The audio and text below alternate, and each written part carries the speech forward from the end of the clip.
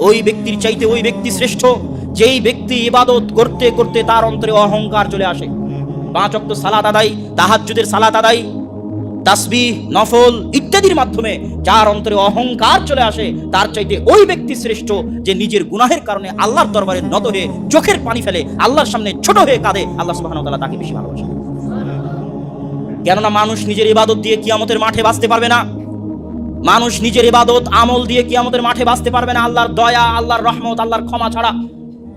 এই জন্য প্রত্যেক মানুষের নিজেকে জিজ্ঞাসা করা উচিত, তার সাথে আল্লাহর সম্পর্ক আছে কিনা, তার সাথে আল্লাহর যোগাযোগ কানেকশন আছে কিনা, সে আল্লাহর সাথে কথা বলতে পারে কিনা, আল্লাহ সুবহানাহু ওয়া তাআলার সাথে কিছু চাইতে পারে কিনা।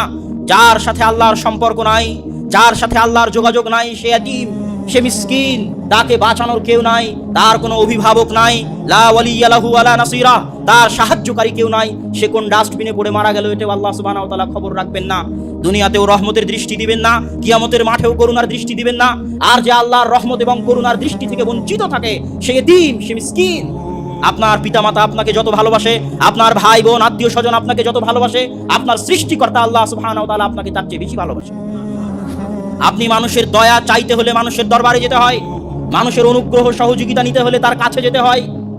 যে ভাই আমাকে 2টা টাকা দেন, সহযোগিতা করেন, তারপরে মানুষ সহযোগিতা করে। আর আল্লাহ সুবহানাহু ওয়া তাআলা আলা কুল্লি শাইইন কাদির, সব কিছুর উপর ক্ষমতাবান হওয়ার পরেও, ফাআলুল লিমা ইউরিদ, যা ইচ্ছা তাই করতে পারার ক্ষমতা রাখার পরেও, আজিজুন কাবি, পরাক্রমশালী মহা জ্ঞানী হওয়ার পরেও, প্রত্যেক রাতের শেষ আসমানে এত মহান সত্তা, মহা পরাক্রমশালী সত্তা মানুষের দরবারে হাজিরা দেন। হাল মিন মুস্তাগফিরিন ইস্তাগফিরুনি, আছে কি আদম সন্তানের কেউ ক্ষমা চাইবে, আমি আল্লাহ তাকে ক্ষমা করে দিব। আছে কি আদম সন্তানের কেউ আমার কাছে রিজিক চাইবে, আমি আল্লাহ তাকে রিজিক দিব।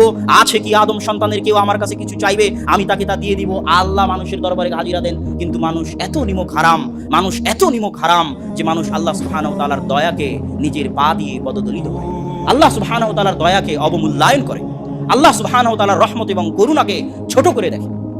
অথচ ইন্নাল ইনসানা খুলিকা হালুআ, মানুষ সবচেয়ে দুর্বল করে সৃষ্টি করা হয়েছে।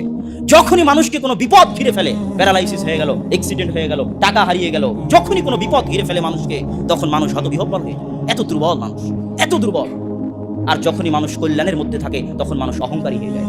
আল্লাহ এটা পছন্দ করেন না।